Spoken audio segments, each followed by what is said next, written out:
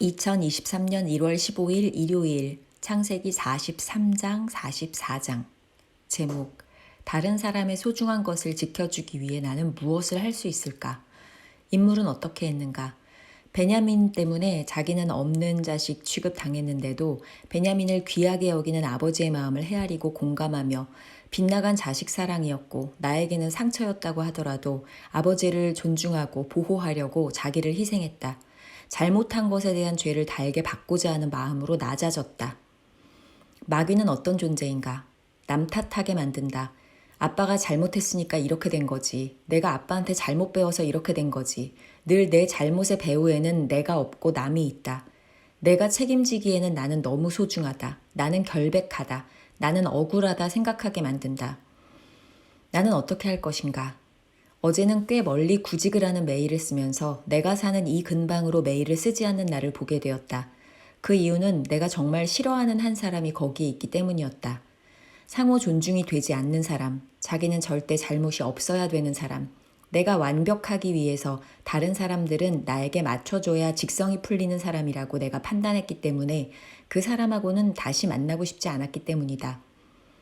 이학에게도 독일에서 배운 아주 나쁜 표현을 써가면서 그쪽으로는 연락하고 싶지 않다고 말했는데 나는 너무나 떳떳하게 말을 했다. 그런데 오늘 말씀을 읽으면서 마음이 많이 누그러진다.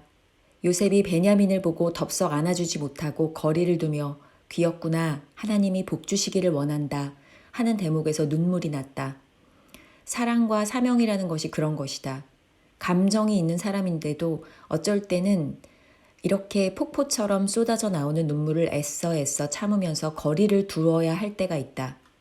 나도 가족에 대해서는 늘 볼 수 있을 때는 몰랐지만 떨어져 있으니 이렇게 어쩔 수 없이 말하고 있는 요셉의 마음이 많이 이해가 되었다. 마냥 흘리고픈 눈물이 나에게도 있다. 그렇지만 나의 추억, 나의 소중함, 나의 사랑과도 거리를 두고 살아야 하는 순간이 요즘이다. 그러면서 내가 싫어하는 그 사람도 누군가에게는 그런 귀여운 사람이고 지금은 멀리 떨어져 있는 사람일 수도 있고 그 사람도 누군가를 그렇게 그리워하지만 어쩔 수 없는 거리로 가슴에 눈물이 차오를 수도 있는 감정이 있는 사람이라는 생각이 들어서 내 마음의 칼날을 거두게 되었다.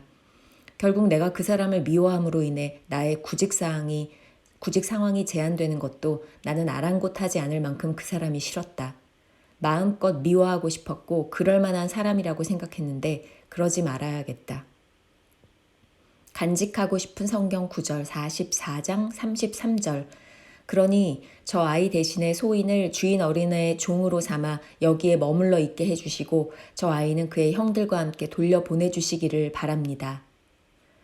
나의 생활에 어떻게 실천할 것인가? 유다가 다말과의 사건에서 일생일대의 부끄러운 사건을 경험한 후로 많이 바뀌어서 아버지를 원망하지 않고 그냥 인정하고 아버지에겐 자식도 아니었던 자신이 처음으로 자식다운 노릇을 해보려고 한다. 아버지가 알아주든 그렇지 않든 이것은 아버지가 알아줘도 자기도 한 집안의 가장인데 집안이 폭삭 무너져 내릴 결정을 과감히 한다. 이때 오히려 유다는 마음이 담담하고 가벼워짐을 느꼈을지도 모르겠다. 오랫동안 짓눌러왔던 자기의 추한 모습과 마주하고 싸울 생각에 비장했을 것 같기도 하다. 그동안 외면했던 내가 진작 해야 했던 공부가 있다면 마주한다. 학사학위를 더 따야 한다면 그렇게 하고 수업 시간만 채우고 한 그레이드 낮은 급수의 자격증을 따는 것이 낫다면 그렇게 한다. 거기에 대한 인도하심을 구하고 순종한다. 그리고 내가 그렇게 싫어했던 사람을 마음으로 용서했으니 이제 다음 걸음도 기대해본다. 나는 시골에 살고 있어서 이게 안 되고 이게 안 돼. 은근히 남편에게 불만스러워했던 마음을 거둔다.